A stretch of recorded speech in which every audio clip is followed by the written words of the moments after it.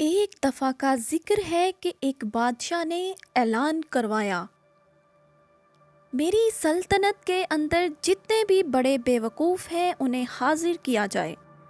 آخر بادشاہ بھی بادشاہ ہوتے ہیں، ان کی بھی عجیب خواہشات ہوتی ہیں۔ چنانچہ بادشاہ کے لوگ پورے ملک میں پھیل گئے اور جہاں بھی کوئی بیوقوف ملتا اسے پکڑ کر بادشاہ کے پاس پہنچا دیتے۔ تو بادشاہ نے یہ پتہ کرنے کے لیے کہ ان میں سے سب سے بڑا بیوقوف کون ہے، تو ان سب کی باری باری بیوقوفیوں اور حماقتوں کا جائزہ لیا۔ بالآخر ان میں سے ایک شخص سب سے بڑا بیوقوف ثابت ہوا، تو بادشاہ نے اسے اعزاز کے طور پر اپنے گلے میں سے ایک موتیوں کا قیمتی ہار اتار کر اس کے گلے میں ڈال دیا، اور دوسرے بیوقوفوں کو بھی تھوڑا بہت انعام دے کر رخصت کر دیا۔ کچھ عرصے بعد جب بادشاہ شدید علیل ہو گیا اور بستر مرگ پر چلا گیا اور اپنی زندگی کے آخری لمحات جی رہا تھا، تو وہ بیوقوف شخص بادشاہ کے پاس آیا۔ اس وقت وہ بستر پر لیٹا ہوا تھا۔ وہ بادشاہ کے محل آیا اور بادشاہ سے ملنے کی خواہش کی، تو بادشاہ نے اسے ملنے کی اجازت دے دی۔ جب اس نے یہ دیکھا تو پوچھا کہ بادشاہ سلامت، آپ کیوں لیٹے ہوئے ہیں؟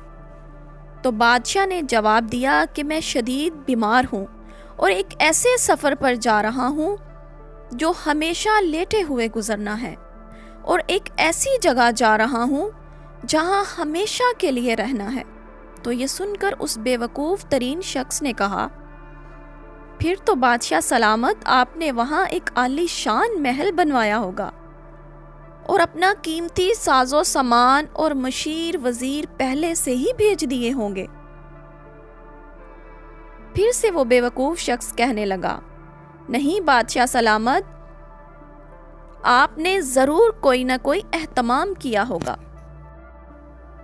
اس جگہ اس کی باتیں سن کر بادشاہ دھاڑے مار مار کر رونے لگا اور کہنے لگا، نہیں، کوئی اہتمام نہیں کیا، یہاں تک کہ کوئی ٹوٹی پھوٹی جھونپڑی بھی نہیں بنائی۔ یہ سنتے ہی اس بیوقوف شخص نے اپنے گلے سے ہار اتارا اور بادشاہ کے گلے میں ڈال کر کہنے لگا، بادشاہ سلامت، پھر تو سب سے بڑے بیوقوف آپ ثابت ہوئے ہیں۔ آپ نے اس جگہ کوئی اہتمام نہیں کیا جہاں آپ نے ہمیشہ کے لیے اور قیامت تک رہنا ہے، اور کبھی واپس اپنے اس شان و شوکت والے محل میں نہیں آنا۔ دوستو، اسی طرح سوچنے کی بات ہے کہ ہم نے اس دنیا میں رہنے کے لیے بڑے بڑے گھر، گاڑیاں، بنگلے، کوٹھیاں تیار کر لی ہیں، لیکن ہم نے اپنے ہمیشہ رہنے والے گھر یعنی قبر کے لیے کوئی تیاری نہیں کی۔ تو دوستو، اس گھر میں پرسکون رہنے کے لیے ہمیں آج ہی اللہ کی طرف واپس لوٹنا ہوگا اور اپنے گناہوں کی معافی مانگنی ہوگی اور اپنی آخرت کی زندگی کے لیے تیاری کرنی ہوگی۔ جلدی کریں، اس سے پہلے وقت ہاتھ سے گزر جائے۔